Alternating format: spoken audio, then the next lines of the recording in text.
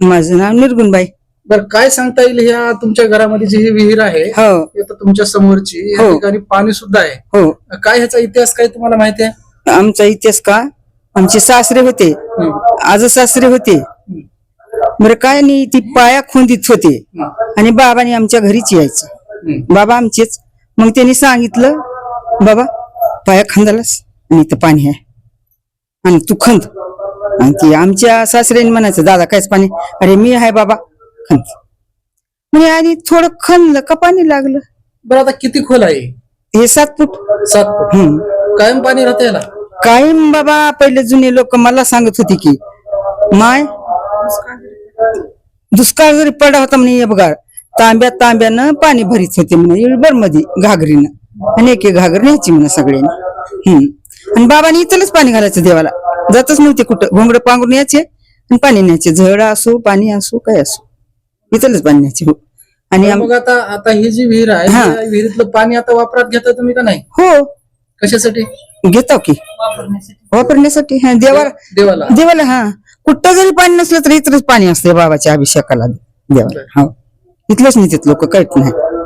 रोज एकतर माणूस इथलंच पाणी नेणार, हरिपाठ म्हणून आमचं साहित्य बी ते पाणी इथलंच नेणार, आमचंच पाणी. हा, आमचं पाणी म्हणूनच घालते. तर हे बाबांनीच केलेलं आहे बाबा. हे सध्या सुद्याला होतो का बाबा हे कुठं? आणि हे खडक लागला, मग खडकाला पहिले माणसं बी कुठे, पहिले माणसं काही दादागिरीचे, ते खंदीत कधी कुणी म्हणायचे फोडा, ते दुसरे म्हणायचे फोडायचं नाही, कुणाच्या घरावर काही चाललंय उडालंय.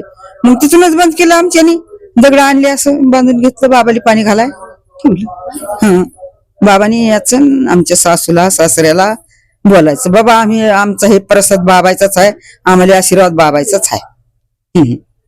आता हे बरं झालं, हे आमच्या बाबाचं नाव चाललंय आता. मला लई चांगलं वाटलंय बाबा, हे चांगलं वाटलं. हा, मग कुणी महाराज विचारायला मला बोलतात, महाराज कळण कुठे गेलं की दर्शन घ्यायला जाते मी, जाऊ देत. बरं, तुमच्या घरामध्ये असलेली विहीर तुम्ही स्वतःला भाग्यवान समजतात?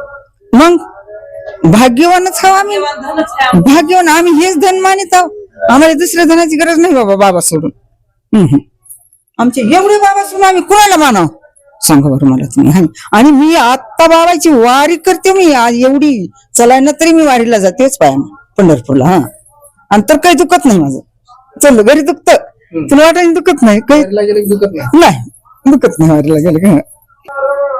माधव बाबा महाराज की जय.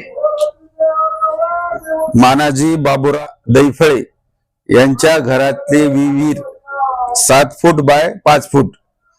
या विहिरीचे पाणी जोपर्यंत माधवबाबा महाराज होते तोपर्यंत त्यांनी भगवानांच्या अभिषेकासाठी आणि ग्रंथांच्या अभिषेकासाठी जितके दिवस होते तिथपर्यंत ह्याच विहिरीचं पाणी वापरलेलं आहे. आणि हे पाणी आतापर्यंत जशाच तसंच आहे, 5 फुटाचंच आहे हे विहीर. पण आतापर्यंत या विहिरीला उन्हाळा असो, किती पण काही पण असो, दुष्काळ असो, तरी पण हे पाणी काही आटत नाही. माधवबाबाच्या आशीर्वादाने इथं पूर्णपणे पाण्याची व्यवस्था आहे. अहमदपूर तालुक्यातील मोळवन पंचक्रोशीमध्ये प्रसिद्ध असलेलं संत माधवबाबा देवस्थान. आज मी ज्या ठिकाणी उभा आहे ते संत माधवबाबा यांचं घर आहे. आणि आज या ठिकाणी बरीच मंडळी माझ्यासोबत या ठिकाणी उपस्थित आहे. संत माधवबाबा यांनी त्यांच्या हयातीमध्ये जी ग्रंथसंपदा त्यांची होती ती तुम्ही बघताय. माझ्या बाजूला जी असलेली ही ग्रंथसंपदा आहे, भागवत असेल, ज्ञानेश्वरी असेल किंवा अन्य ग्रंथ असतील, ते त्यांनी नित्यनेमाने या ग्रंथाचं पठण करायचं, वाचन करायचं.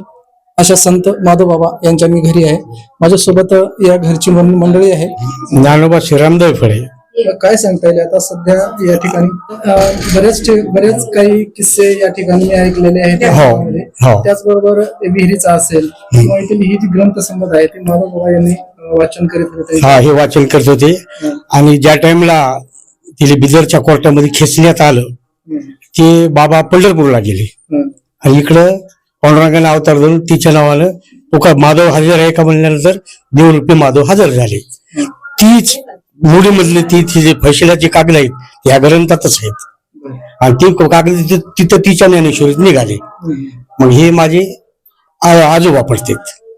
हा माधवबाबा आजोबा. आजोबा पडते तर आता ही तुम्ही जी जतन करून ठेवलेली ही जी ग्रंथ संपदा आहे हो. त्याचा वापर कधी केला जातो? रोज वाचतो मी. तुम्ही रोज वाचता? हा. म्हणजे, मंदिर आहे, हा. मंदिरामध्ये वगैरे याचा उपयोग केला जाते? हा कार्तिक वारीला पालखी सोहळा होतोय, त्याच्यामध्ये आम्ही नगर परिषदेमध्ये घेऊन जातो. पुन्हा गोकुळाष्टमीला एकदा घेऊन जातो. आणि कोणता महाराजाला कोणती माहिती जमिनीला गेली ते येतात, याच्यातले उकळून बघत येत जसं ठेवतं. पण हे जीव झालेले आहेत म्हणून ते वरची ज्ञानेश्वरी मी वाचण्यासाठी आणलेलं. खालच्याला हात लावला तेवढा तुकडा हातात येतोय. लय दिवसाचा आहे ना. साधारणतः किती काळ झाला असावा हा सगळा इतिहास? तुम्ही काय सांगू शकता? इतिहास लय दिवस झालेला आहे. मी लहान होतो तेव्हा हे घटना घडलेली आहे. तर बाबा 1960 ला गेले. 1960 ला बाबा गेले आणि 1961 ला मंदिर बांधलं. बाबाचा जन्म गुढीपाडव्याच्या दिवशी झाला, पण ती इसवी माझ्या ध्यानात नाही. त्यांची सासरवाडी उंडेगाव, त्यांच्या पत्नीचं नाव तानुबाई. तर आता त्यांचे वंशज वंश म्हणजे काय, बाबाच्या वडिलांनी त्यांचं लग्न जमविलं. त्यांनी सांगितलं, अरे माझं तुझं लग्न जमलंय. बाबा कशाला बोलतो, त्यावेळेस बाबाच म्हणत होते, पप्पा बिप्पा काय म्हणत होते. तर नाही जमलं तर जमाव, काही हरकत नाही. मग ती पत्नी आली आणि लग्न लागतेच्या वेळेस आम्हाला ही आजी सांगू लागली की आजीने तिची आमची सेवा केलेली आहे बाबांची.